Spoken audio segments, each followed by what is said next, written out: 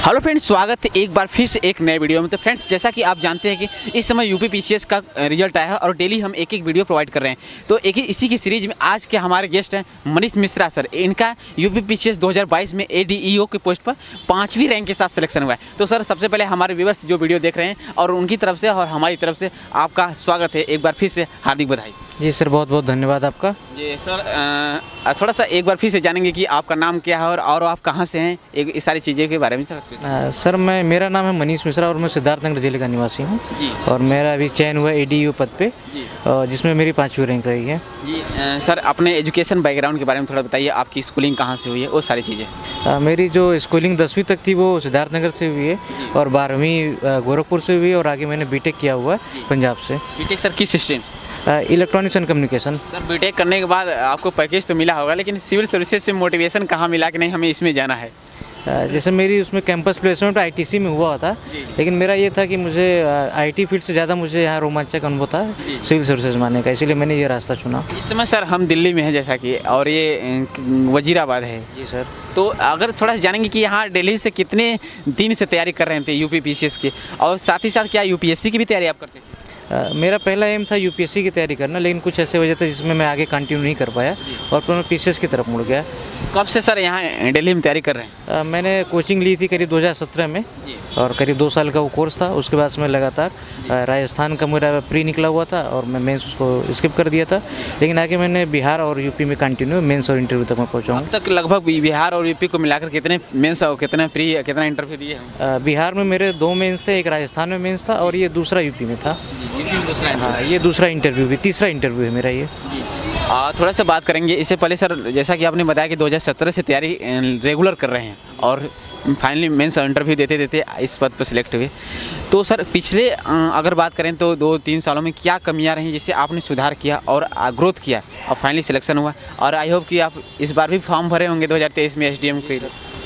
जैसे मैं जो पहली बार जो फेल हुआ तो मुझे लगा कि सबसे बड़ी चीज़ थी मैं प्री पे इतना फोकस नहीं कर रहा था, क्योंकि कई बार होता प्री में कुछ सेलेक्टिव चीज़ें आती हैं लेकिन उसमें हम गलतियां कर जाते हैं।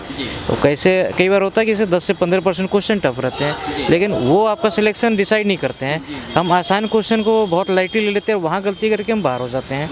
तो मैंने सबसे पहले फोकस किया कि जितने भी क्वेश्चन होते हैं उनको प्रीवियस ईयर देखा और उससे एक सेट ऑफ पैटर्न देखा कि ये कहाँ पर ज़्यादा फोकस कर रहे हैं और उनमें अच्छी कमांड दी और टेस्ट सीरीज लगाया। तो एक फ़ायदा हुआ कि प्री में थोड़ा कॉन्फिडेंस आया और जैसे प्री निकला तो फिर मेंस का भी यही चीज़ थी। पहली बार दिया तो बहुत सारी चीज़ें और कोर्स समझ नहीं आया था, लेकिन सेकेंड बार होते होते मुझे समझ आया कि हाँ, ये इसका पैटर्न क्या है और कैसे मेहनत करनी है। और सो सर, इस बार फॉर्म भरे हैं 2023 का और आप भी तैयारी कर रहे हैं। काफ़ी हमने रिक्वेस्ट किया वैसे और आप एग्री हुए इंटरव्यू देने के लिए।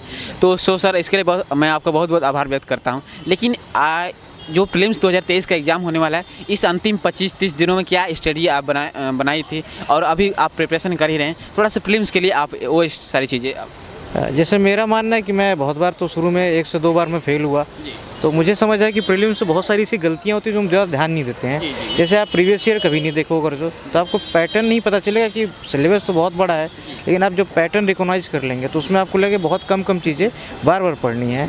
तो सबसे ज़रूरी आप प्रीवियस ईयर 10 साल का देखें, उससे आप अपना पैटर्न ड्रॉ करें कि कहाँ पर आयोग देखता है, क्या वो पूछना चाहता है और फिर उससे आप अपने आप वेटेज तय कर लें। जैसे जिस टॉपिक मान लीजिए आप साइंस ले रहे हैं तो आप तीनों पार्ट देखेंगे करीब 9 से 10 टॉपिक ही ज़्यादा इंपॉर्टेंट है, उस पर आयोग हर बार क्वेश्चन पूछा है और प्रोबेबिलिटी रहेगी आप 80% क्वेश्चन वहाँ से पा जाएंगे। तो आप फोकस करिए वो 9 टॉपिक से आपके क्वेश्चन गलत ना हो और आपको हर उसमें अगर 50% से 60% भी कवर कर लेते हैं तो आपका सिलेक्शन प्री में हो जाएगा। तो सर, आपने अभी बहुत अच्छी बात बताई, लेकिन सर ये एक बार जानना चाहेंगे कि आपका यूपी पीसीएस में ऑप्शनल क्या रहा और मीडियम क्या रहा? मेरा ऑप्शनल इतिहास है और मेरा मीडियम हिंदी मीडियम है। हिंदी मीडियम? जी सर। और यहाँ तक पहुँचे हैं सर। सर, जो है कि अभी आपने बताया कि टेस्ट सीरीज और पिछले प्रीवियस ईयर्स के 10 साल के क्वेश्चन पेपर हमें सॉल्व करना चाहिए, वो आपकी तैयारी में एक नया बूस्टअप देते हैं। लेकिन आपने टेस्ट सीरीज कहाँ से ज्वाइन किया था, वो जो है स्पेसिफिक हो तो उसे बताइए सर। जैसे आप श्रेष्ठ पीसीएस का मैंने ज्वाइन किया होता है व्यक्तिगत स्तर पे। बाकी अगर आपको जहाँ भी मतलब टेस्ट सीरीज जैसे होता है, कई बार हम कुछ टेस्ट सीरीज बहुत टफ होते हैं हमारे लिए और वो लगा के अपना मोटिवेशन खत्म कर ले, तो उससे बेहतर है जहाँ पे आपके नंबर अच्छे आ रहे हो वो करिए, उससे आपका कॉन्फिडेंस बढ़ेगा। सर, आपका मीडियम हिंदी रहा है, तो प्लीज़ सर, हिंदी मीडियम के लिए सी सेट का बहुत ज़्यादा प्रॉब्लम करता है, तो सी सेट को अपने आप को कैसे प्रिपेयर करते हैं? हालांकि आपका बैकग्राउंड मैथमेटिक्स रहा, लेकिन ऐसे जो बच्चे जो छट जा रहे हैं तो इससे कैसे प्रिपेयर करें? जैसे सीसेट में आप अगर जो मैथ और रीजनिंग पोर्शन पे काम करें जी। तो ये ऐसे पोर्शन है कि जहाँ आपका अगर सही होता है तो वहाँ पे कटने के चांस आपके नंबर नहीं रहेंगे। जी। तो आप सबसे बेहतर है कि आप मैथ और रीजनिंग फोकस करें, और उसके लिए आप बहुत सारे ऑनलाइन आपको यूट्यूब पे बहुत सारे फ्री में कोर्सेज मिल जाएंगे, आप उनको लगातार देखिए और प्रीवियस ईयर सारा एक बार प्रैक्टिस कर लें तो आपकी पूरी चांस है आपका सीसेट निकल जाएगा। प्रीलिम्स के लिए सर आपने रिसोर्सेज एक बार बता दीजिए, जो जीएस के पोर्शन है, जो हिस्ट्री, पॉलिटी, इकोनॉमिक्स और करंट अफेयर्स के लिए क्या क्या चीज़ें पढ़ाता? मार्केट में बहुत सारी चीज़ें हैं जो न्यू स्टूडेंट है डाइवर्ट हो जाते हैं कहीं ना कहीं। जैसे मैंने तो अपनी स्ट्रेटजी में सबसे ज़्यादा घटना चक्र को महत्व दिया था, जी। और उससे एक बार जैसे प्रीवियस ईयर बहुत सारे उसमें कवर हो जाते हैं, और जितने मतलब अप्रॉक्स क्वेश्चन है तो उसमें सब दिए रहते हैं। जी। इसके बाद आप उस पर टॉपिक सेलेक्ट कर ले प्रीवियस ईयर के हिसाब से, जी। तो जो टॉपिक रहेगा आपको लग रहा है कि वहाँ सफिशिएंट नॉलेज नहीं है तो आप उससे कोई एक किताब परचेज कर देते हैं। जैसे मैंने दृष्टि का बुक लिया हुआ था और उसके थ्रू जितने भी अपने डाउट तो क्लियर कर लिए। ये 2 मैक्सिमम किताब मेरे लिए है। हिस्ट्री, पॉलिटी और आईआर के लिए वो सारी तो जो पूरे बुक लिस्ट आपने रेफर किया उसके लिए बता दीजिए। जैसे मैंने घटना चक्र सभी के आते हैं, सभी के आपने जैसे जो जीएस के हिस्ट्री के आते हैं, उसमें पॉलिटी का भी आता है जी। और साइंस का और इन्वायरमेंट का, ये बहुत सफिशिएंट रहते हैं। और सर घटना चक्र की इतनी मोटे मोटे बुकें हमने भी देखा है, तो जिसे आपने कैसे उसे प्रिपेयर करते हैं? सारी चीज़ें याद हो जाती हैं या फिर कुछ उसके नोट्स बनाते हैं, उसके बताइए, या फिर जो वैकल्पिक के अनुसार जो नीचे डिस्क्रिप्शन में क्वेश्चन होते हैं उसे भी याद करते हैं? कैसे मतलब पढ़ते हैं, कैसे पढ़ना चाहिए? जैसे मैंने तो 1 से 2 बार पहले उसका सामान्य में रीडिंग कर लिया, जी। और फिर मुझे लगा एक समझ आता है कि कुछ ऐसे क्वेश्चन जो हमेशा पूछते हैं, जी। तो उनका एक सिनॉप्सिस तैयार कर लिया। आप देखेंगे वो पूरे घटना चक्र तैयार करें तो आपको 5 से 10 पेज में आपका एक घटना चक्र तैयार हो जाएगा, जी। और उसी थ्रू एक जीएस का घटना मतलब जीएस का ही घटना चक्र का ही पॉइंटर आता है, उसमें पूरा सिनॉप्सिस तैयार रहता है। तो आप उसको पढ़ने के साथ आखिरी में घटना चक्र के जो पॉइंटर है उससे आप अपना रिवीजन कर सकते हैं, और कम से कम 6 से 7 बार रिवीजन करें। तो सर ये लास्ट फेसेस चल रहा है यूपीपीसीएस प्रीलिम्स का, तो कोई यूट्यूब चैनल जो आप डेली प्रेफर करते हैं या फिर डेली जो करंट अफेयर्स एनालिसिस कराते हैं, तो क्या आप बताना चाहेंगे, या फिर जिससे पढ़ते हैं आप, या फिर कोई साइट और फॉलो करते हैं डेली अपने रूटीन में? मैं जैसे करंट अफेयर में ज़्यादा फोकस नहीं करता, क्योंकि आप 1 या 2 मैगजीन मैक्सिमम पढ़ के वहाँ से अगर 30 क्वेश्चन आते तो आप 20 से 25 क्वेश्चन आराम से कर लेंगे।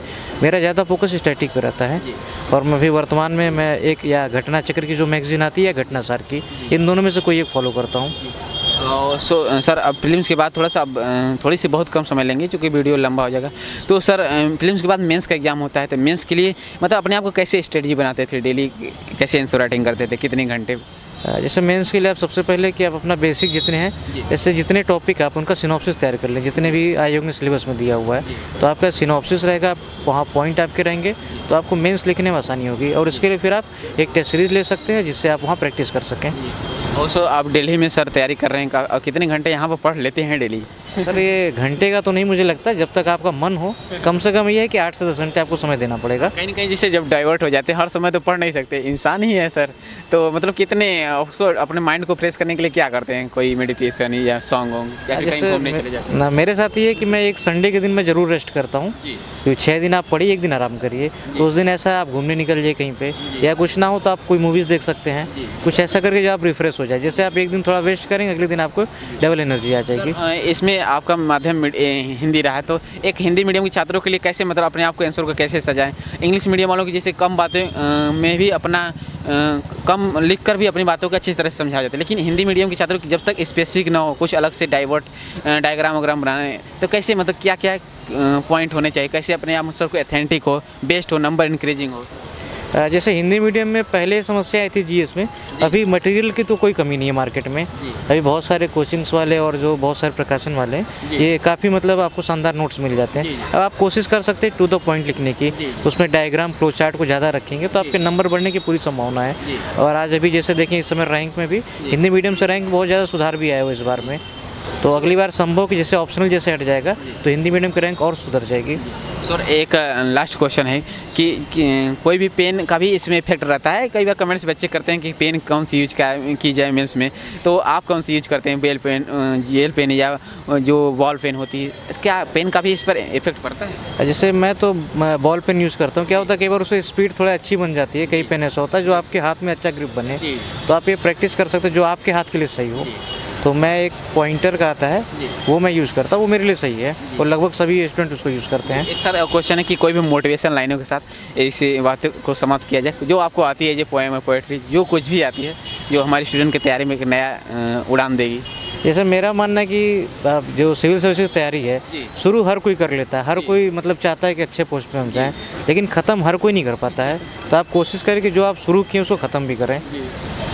थैंक यू सर, हमारे स्टूडेंट को अपना सजेशन देने के लिए और इतने कीमती समय देने के लिए आपका बहुत बहुत धन्यवाद, बहुत बहुत आभार व्यक्त करता हूँ। जी सर, थैंक यू सर आपका। तो फ्रेंड्स, इस वीडियो में सारी चीज़ें कवर की गई, प्रीलिम्स से लेकर स्पेसिफिक फिल्म्स के लिए हमने स्पेशल फोकस किया। वो सारी चीज़ें एक एक करके बारीक छोटी छोटी मिस्टेक, कमियाँ एक एक करके सब हम कवर किया। सो सर, आई होप कि इस बार SDM की पोस्ट मिले, एक बार फिर से आप हमारे चैनल पर आएँ। जी सर, कोशिश रहेगी बिल्कुल। जी, तो फ्रेंड्स, कोई भी क्वेरी आपकी हो तो कमेंट सेक्शन में जरूर बताइए, जिससे आने वाले अगले वीडियो में हम क्वेश्चन पूछेंगे। चलिए मिलते हैं किसी नए वीडियो के साथ, तब तक के लिए जय हिंद, जय भारत।